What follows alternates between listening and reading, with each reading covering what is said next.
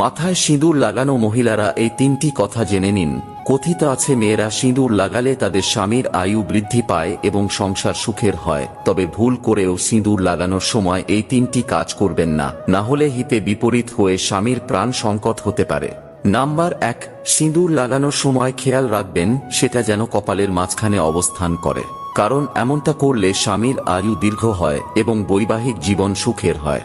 Number 2, বিবাহিত মহিলাদের এই বিষয়ে বিশেষ যত্ন নেওয়া উচিত যে সিঁদুর লাগানোর সময় কখনো দাঁড়ানো অবস্থায় এটি লাগাবেন না, বরং আরাম করে বসেই সিঁদুর লাগানো উচিত। এছাড়াও সিঁদুর লাগানোর সময় আপনাকে অবশ্যই একটি টিপ পড়তে হবে। 3 নম্বরটি জানার আগে আমিও দেখব যারা আমায় মন থেকে বিশ্বাস করেন তারা ভিডিওটি লাইক করে কমেন্টে জয় শ্রীকৃষ্ণ লিখে যাবেন। নাম্বার 3, বিবাহিত নারীদের সব সময় এটি খেয়াল রাখা উচিত যে তাদের সিঁদুরের বাক্স যেন কোনো জায়গা থেকে ভাঙা না থাকে।